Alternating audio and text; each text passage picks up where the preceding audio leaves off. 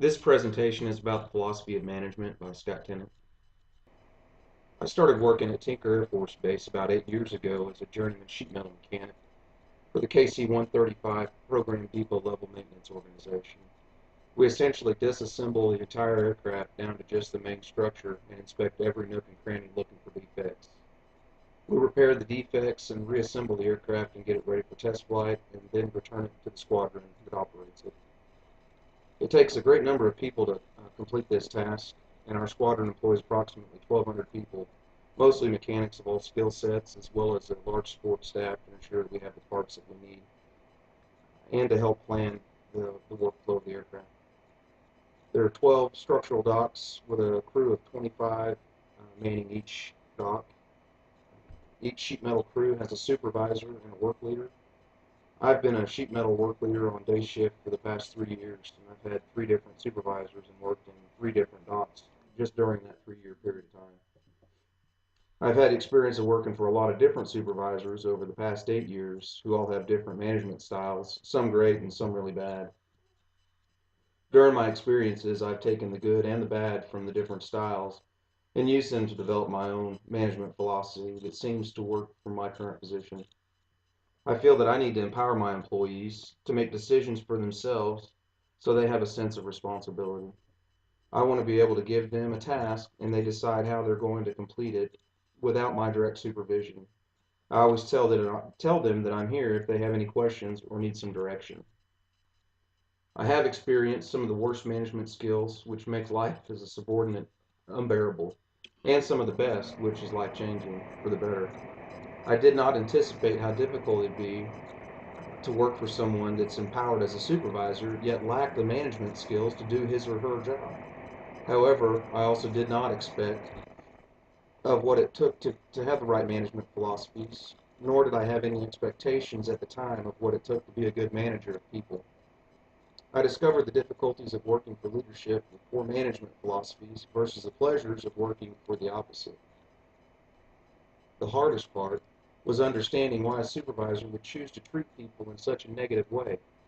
It takes just as much energy to be negative and belittling as it does to treat people with respect and dignity.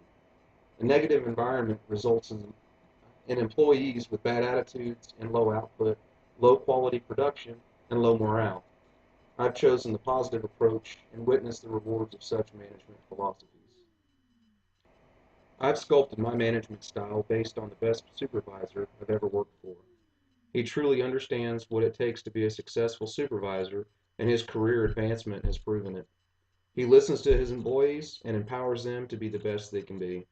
He communicates the overall goal of the mission and emphasizes the steps that it will take for the team to be successful. It is then my responsibility to take charge with my part and come up with ways to meet our goals. He keeps an open channel of communication so he can be kept abreast of any potential obstacles, and he is always available to discuss situations that require further guidance. His communication skills and open-mindedness help to keep the machine running as smoothly as possible. He is also open to other people's ideas and approaches to resolving constraints. On the other hand, the worst supervisor I've ever worked for is a polar opposite of the one that I just mentioned. This supervisor did not have a firm grasp on the concepts of communication and exhibited a strong inferiority complex. Everything must be done exactly the way that this person had envisioned, or there would be consequences. This attitude led to constant micromanaging to ensure that things were done the way that that person had planned. The most striking thing about this particular individual was the fact that this person did not have any interpersonal communication skills, nor were they able to communicate effectively what it was that they expected to be done, which was a reflection of the fact that this person did not know what needed to be done to ensure success. I believe that one of the most difficult aspects of being a manager is dealing with employees' personal issues, whether it pertains to work or home life. I believe that there needs to be a separation between work and home life, and people need to have the ability to leave work problems at work and home problems at home. Although that's easier said than done, and there are times when they spill over to the other, and I understand that. The problem arises when it's a reoccurring issue. I always have been an open communicator and do not have an issue with talking to people when they have a problem.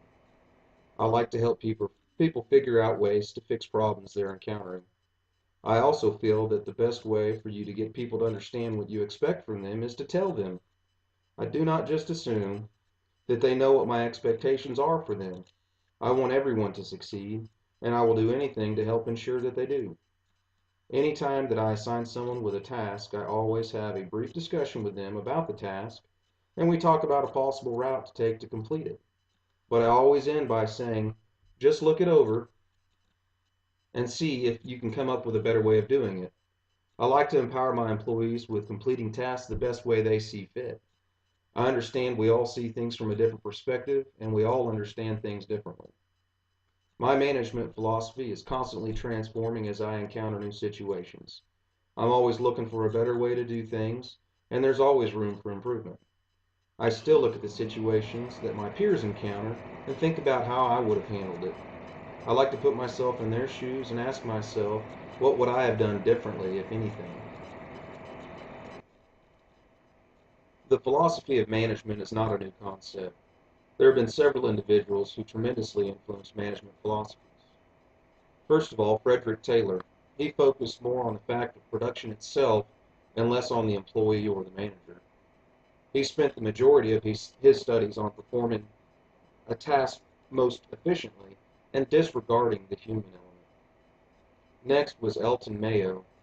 He chose to focus his studies on how human relations impact production.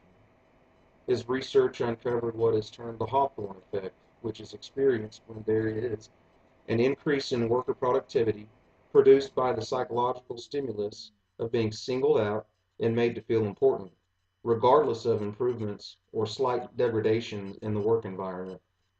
His study brought to light the importance of taking into consideration the human element in order to effectively manage people.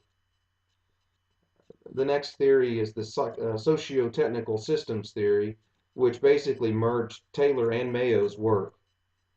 It focused on the technical as well as social aspects of production in order to achieve the highest output, thus creating an extremely effective hybrid management philosophy. As a society, we still exhaustively study best practices of management and the philosophies that evoke the greatest return on the investment of an employee's labor.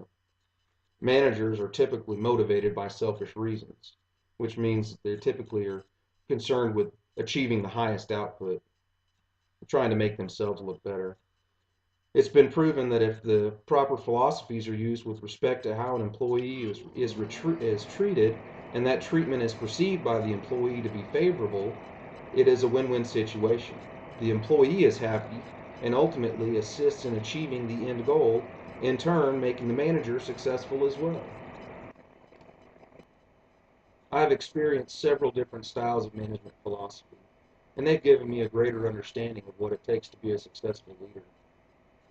I've used these experiences and knowledge outside of work as well.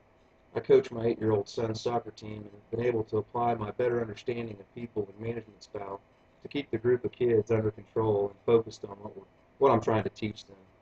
Not only am I teaching them about soccer, but I'm also trying to teach them the things that I have learned about how to work as a team to achieve a common goal. I believe that I'll be constantly learning new ways to handle different management situations and adapting those experiences to my management philosophy. There have been a number of situations that I've been in where I look back at the way I handled it and think, man, I could have handled that differently. Maybe I should have been a better listener and asked more questions before I made that decision. Or I didn't have all the facts. As a result, I'm now more diligent about knowing all the facts and details about a particular situation before I make a recommendation or give any advice to someone. I want to help people succeed. It's just my nature. I try to take every opportunity I get to help mentor people to become the best they can be, to help ensure that the future managers of our society are caring and compassionate for their employees while continuing to be successful in meeting the goals of the organization.